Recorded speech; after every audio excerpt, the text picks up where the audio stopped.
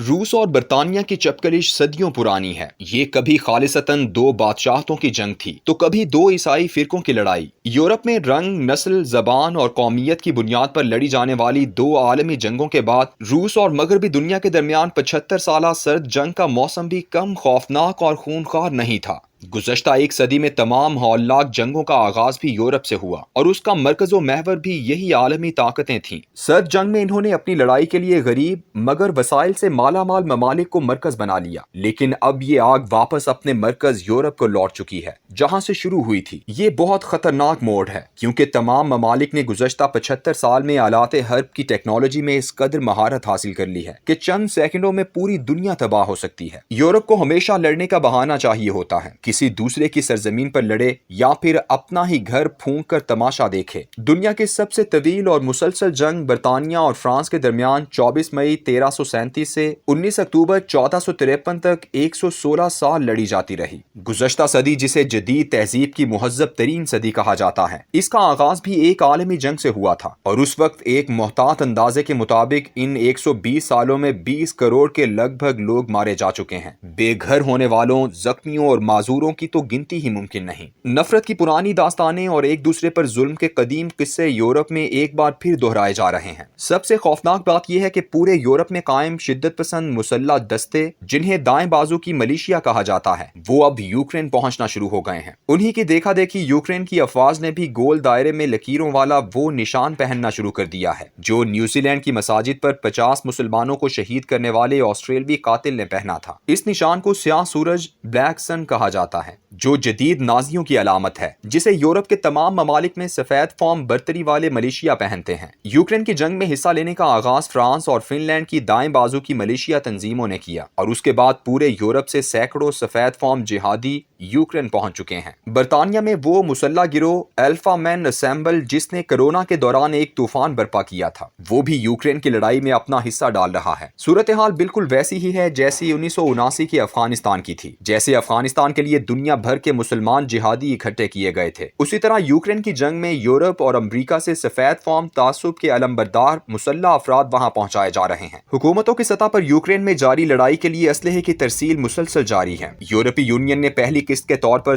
503 million euro का असलहा Ukraine पहुंचाना शुरू कर दिया, जिसमें टैंक शिकन मिसाइल के साथ एयर डिफेंस सिस्टम भी शामिल है। इसके अलावा 50 बिलियन यूरो पेट्रोल और फर्स्ट एड के सामान के लिए मुख्तस किए गए हैं। चूंकि यूक्रेन की फजा पर रूसी फौजी तैयारों का कंट्रोल है, इसलिए असलहे को पोलैंड में जमा किया जाता है और वहां से इसे मुश्किल तरीन पहाड़ी रास्तों से गुजारना पड़ता है जो रोमानिया या स्लोवाकिया से होकर गुजरते हैं, और ये रास्ते बेलारूस के बिल्कुल करीब हैं। खतरा यह है कि अगर रूस ने इन काफिलों को बमबारी के जरिए रोका तो फिर क्या होगा। अगर ऐसा हो गया तो वो तमाम जंगजू जो यूरोप से जाकर वहां लड़ रहे हैं और यूक्रेनी अफवाज के हमरा सब के सब निहत्ते हो जाएंगे। यूरोपीय यूनियन के असलहे की इसी मदद के तहत यूक्रेन अब तक रूस के 20 तैयारे गिरा चुका है और एयर डिफेंस सिस्टम की बदौलत रूस इस काबिल नहीं हो सका कि वो यूक्रेन की एयरफोर्स को मुकम्मल तौर पर तबाह कर सके। यूरोप के 14 ममालिक वहां असलहा सप्लाई कर रहे हैं। जर्मनी ने 500 स्टिंगर मिसाइल और 1000 टैंक शिकन मिसाइल भेजे हैं, जिनमें दुनिया का सबसे कारगर जेवलिन मिसाइल शामिल है, जिसकी वजह से यूक्रेन ने रूसी टैंकों की खासी तादाद तबाह की है। असलहे की तरसील के साथ साथ रूस के खिलाफ मुआशी पाबंदियों से उसे मजबूर और मैसूर किया जा रहा है। इस मामले में सबसे पहले बरतानिया और अमेरिका ने इकदाम किए। बरतानिया ने उन तमाम रूसी सरमायादारों के अकाउंट मुंजमद कर दिए जो वहां कारोबार करते थे। ये असास से तकरीबन 10 अरब डॉलर बनते हैं। न सिर्फ उनके सरमाए पर पाबंदी लगाई गई, बल्कि गुज़श्ता रोज 9 मार्च को एक रूसी सरमायादार का जाती जहाज भी कब्जे में ले लिया गया जो वहां परवास कर रहा था। तुर्की यूक्रेन को ड्रोन बेच रहा है जिसकी कीमत खुफिया तौर पर यूरोपीय यूनियन के ममालिक अदा कर रहे हैं। यूक्रेन को असलहे की तरसील और सरमाए की फराहमी सिर्फ यूरोप तक महदूद नहीं रह गई, बल्कि कनाडा, ऑस्ट्रेलिया, जापान और दीगर ममालिक भी इसमें शामिल हो चुके हैं। यूं अब ये जंग सिर्फ यूक्रेन और रूस तक महदूद नहीं, बल्कि दुनिया भर इसमें मुलव्वस हो चुकी है। यहाँ बुनियादी सवाल ये उठता है कि क्या ये एक ऐसी आलमी जंग में तब्दील हो सकती है जिसमें मुल्कों की अफवाज आमने सामने हो जाएं। अमेरिका और उसके इत्तेहादी अभी तक ये तस्वुर किए बैठे بیٹھے ہیں کہ ہم یوکرین کو اسلحہ پہنچاتے رہیں گے اور یورپ کے متشدد اور متعصب ملیشیا کے ارکان یوکرین کی افواج کے ساتھ لڑتے رہیں گے، اور اس طرح ایک دن یوکرین روس کے لیے بالکل ویسا ہی ثابت ہو جائے گا جیسا سوویت یونین کے لیے افغانستان ہوا تھا۔ اس مماثلت میں دو بنیادی غلط فہمیاں ہیں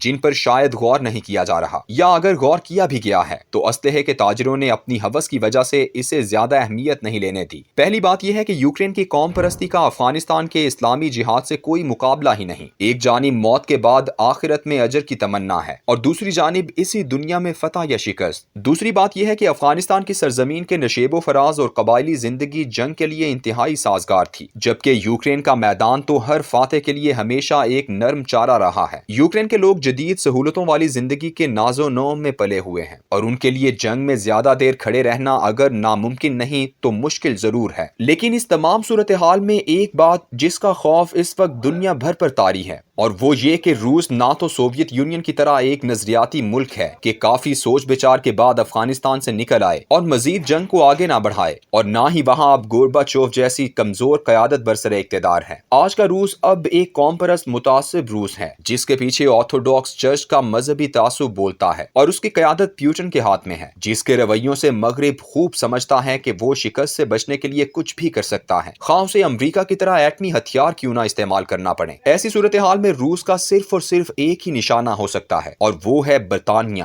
باقی یورپی ممالک اس سے گیس، تیل اور گندم کے لیے محتاج ہیں اور اپنی پالیسی بدل سکتے ہیں، لیکن انگلینڈ اس محتاجی سے آزاد ہے۔ انگلینڈ کا جاپان جیسا حشر کسی بھی وقت جنگ کا پانسا پیوٹن کے حق میں پلٹ دے گا، اور پھر دوسری جنگ عظیم تو ختم ہو گئی تھی، اس کا انجام خوفناک ہوگا۔